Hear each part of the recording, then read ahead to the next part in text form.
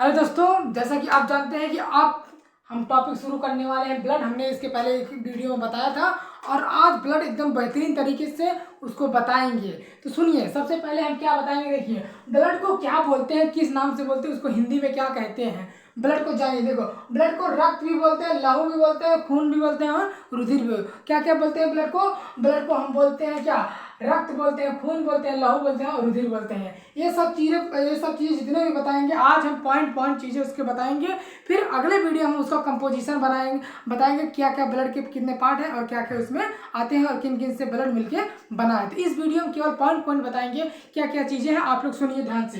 देखिए, जो ब्लड को जो हम गहराई तरीके से स्टडी करते हैं, जो ब्लड को पढ़ाई जो किया जाता है, उसको क्या नाम बोलते हैं? उसका नाम बोलते हैं हेमाटोलॉजी। क्या नाम बोलते हैं? हेमाटोलॉजी। क्या नाम बोलते हैं? Haematology. To study of blood, blood का अध्ययन क्या कहलाता है? हेमाटोलॉजी कहलाता है। क्या कहलाता है? हेमाटोलॉजी कहलाता है। और सबसे पहले ब्लड की खोज किसने की थी? डिस्कवर्ड बाय ब्लड, ब्लड की खोज किसने की थी, किसके द्वारा की गई थी? उनका नाम था विलियम हार्वे। क्या नाम था? विलियम हार्वे ने ब्लड की खोज की थी। आगे सुनिए, अगला क्या है, ब्लड को क्या कहते हैं? Blood is a part of circulatory system. Blood हमारा किसका पार्ट है? ब्लड हमारा सर्कुलेटरी सिस्टम का पार्ट है। आगे अगला हमारा है क्या, ब्लड को और क्या कहेंगे? ब्लड को कनेक्टिव टिश्यू भी कहते हैं, संयोजी ऊतक। हमने बताया था हमारे पूरे बॉडी में ये क्या करता है? कनेक्शन करता है, पूरे बॉडी को क्या करता है? जोड़ता है। पूरे बॉडी में हमारा क्या भरा है? ब्लड भरा है, खून भरा है। तो आइए आगे देखिए, ब्लड हमारा क्या कनेक्टिव टिश्यू है। Blood is mesoderm organ. Blood हमारा कौन सा अंग है? कौन सा ऑर्गन है? मेसोडर्म ऑर्गन है। कौन सा ऑर्गन है? मेसोडर्म है। ये सब चीजें याद कर लीजिए, किसी भी एग्जाम में, कोई भी एग्जाम हो, सब में पूछा जाता है। सुनिए आगे, ब्लड जो मेल में होता है, जो पुरुषों में ब्लड होता है वो 5 से 6 लीटर हो। कितना होता है? 5 से 6 लीटर होता है। और जो महिलाओं में होता है वो 4 से 5 लीटर होता है। कितना होता है? 4 से 5। पुरुषों में 5 से 6 लीटर होता है, महिलाओं में 4 से 5 लीटर होता है। याद कर लीजिए आप लोग। और ब्लड का फॉर्मेशन, ब्लड कहाँ बनता है? जब एक बच्चा पैदा हो जाता है, जब थोड़ा सा एडल्ट हो जाता है, तो हम जैसे हमारे लोगों में ब्लड कहाँ बनता है? तो उस हड्डियों में बनता है। उस हड्डी का क्या नाम है? बोन मैरो बनता है। किसमें बनता है? बोन मैरो में, जिसको हिंदी में बोलते हैं अस्थि मज्जा।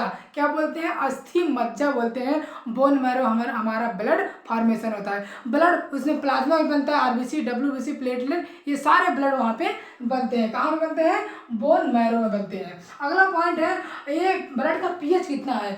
Power of hydrogen. ब्लड का देखिए, पीएच का मतलब क्या होता है? Power of hydrogen. ब्लड का जो पीएच होता है वो कितना होता है? 7.4 होता है। 7.4 याद कर लीजिए एकदम गहरे तरीके से आप लोग। आगे सुनिए, ब्लड 7% ऑफ टोटल बॉडी, हमारे बॉडी का जितना भी हमारा वजन होगा उसका 7% क्या होता है? 7% होता है हमारा ब्लड, हमारा खून होता है। अगला क्या है? एक यूनिट ब्लड को हम क्या बोलते हैं? कितना होगा एक यूनिट ब्लड? कितना होगा? एक यूनिट ब्लड 350 से 450 ml होगा। 350 से 450 ml होगा। एक यूनिट ब्लड कितना होगा?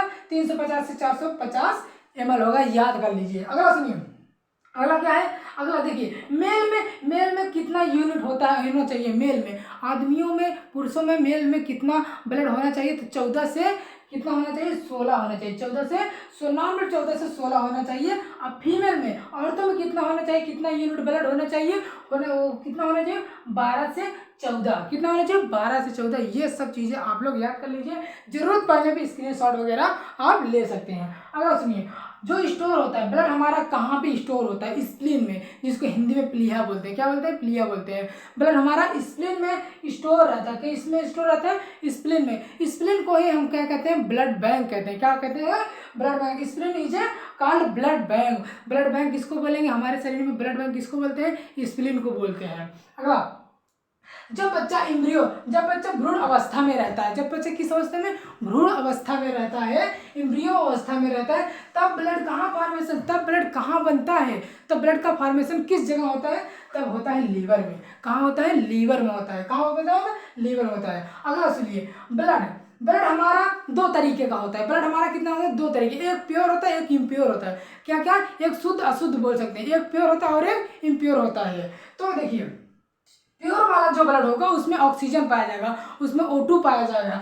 तो जिसमें ऑक्सीजन पाएगा जिस ब्लड में, वो ब्लड किस तरीके का होगा, वो लाल कलर का होगा, रेड कलर का होगा। उसका कलर किस तरीके का होगा, रेड कलर का होगा। इतना आप लोग जान लीजिए, बहुत ही इंपॉर्टेंट चीजें हैं ये सब। अगला इम्प्योर ब्लड। इम्प्योर ब्लड जो होगा, ब्लड दो तरीके के, प्योर एक इम्प्योर। तो इम्प्योर जो ब्लड होगा उसमें O2 होता है, CO2 क्या होगा, CO2 मतलब कार्बन डाइऑक्साइड। तो वो ब्लड कैसा होगा, वो ब्लड किस कलर का होगा, वो ब्लड कौन से कलर का होगा, तो ब्लू होगा। कौन से कलर का होगा, ब्लू होगा। तो ये सब चीजें आप याद कर लीजिए। सुनिए, ध्यान से सुनिए, जब कभी आप ब्लड डोनेट करने जाते हैं तो या ब्लड निकलवाते हैं, तो ब्लड कहाँ से निकलता है। सुनिए, जो वेन्स होती हैं, जो शिराएं होती हैं, उसमें ब्लड हमारा कौन सा भरा रहता है, CO2। उसमें CO2 रहता है, उसमें इम्प्योर ब्लड रहता है।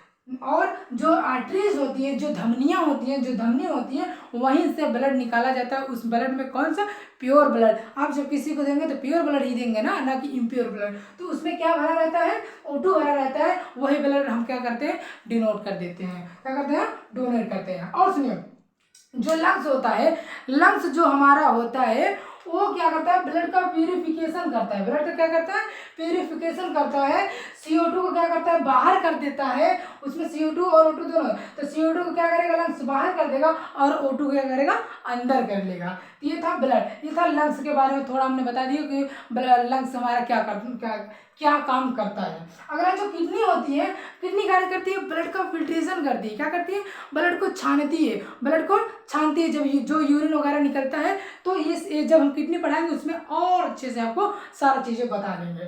सुनिए, और हाँ, ब्लड का जो कलर होता है किस तरीके का होता है, वो ब्लड का कलर हमारा रेड कलर का होता है। किसकी वजह से होता है, एक पिगमेंट पाया जाता है जिसका नाम है हेमोग्लोबिन। क्या नाम है, हेमोग्लोबिन।